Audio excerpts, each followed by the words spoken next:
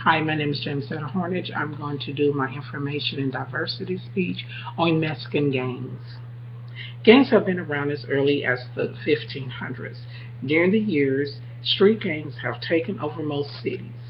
Many would like to believe that these gangs started in prison. That is not a proven fact. The street gangs started in cities fighting for territory and discrimination power. In the early 1920s, Mexicans migrated to Los Angeles, California, looking for work and a fresh start. Mexicans were a part of racism more than most African Americans during this time. Mexicans, knowing that they were not wanted in the United States, this made them rebel against society. Some would wonder, how did they come to the United States in the first place? Mexicans traveled from Mexico by the Rio Grande River. California was not the only state that they visited. Texas was also included. To this day, the river is being used to transfer money, drugs, and for territory. Mexicans understood that this territory had to be protected at all times. It started out as a society issue and then turned into a war zone. Gangs are defined as a group of people coming together for some criminal activity. In 1940, Chicago branch gangs called the Latin Kings. In Salvador, the MS-13s were formed. Mexico formed the Mexican Mafia, and Puerto Rico introduced the Ghetto Brothers.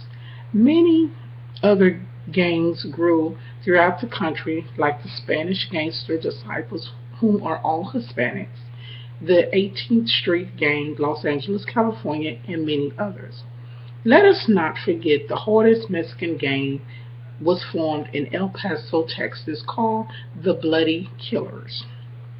These gang members are very dangerous and stand for respect, even if they have to kill for it.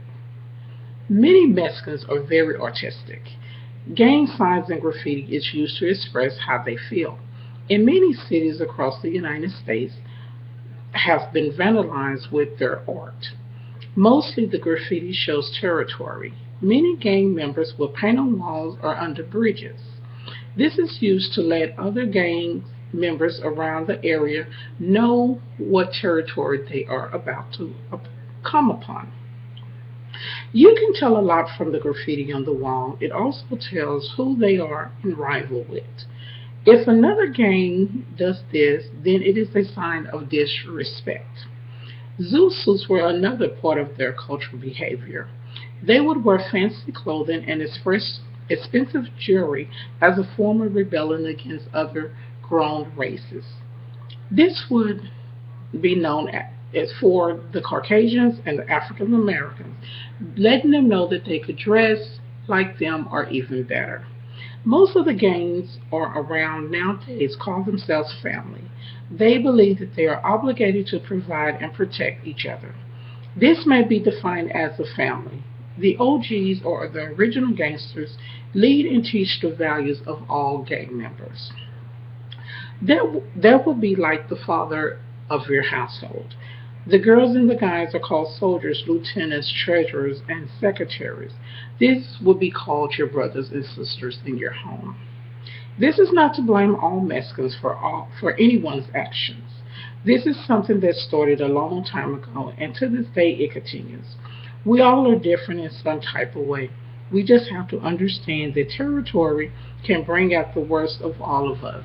For more information on gang members or affiliation, you can go to National Geographic or History.com. Again, my name is James Hornage, and this is my information and diversity speech.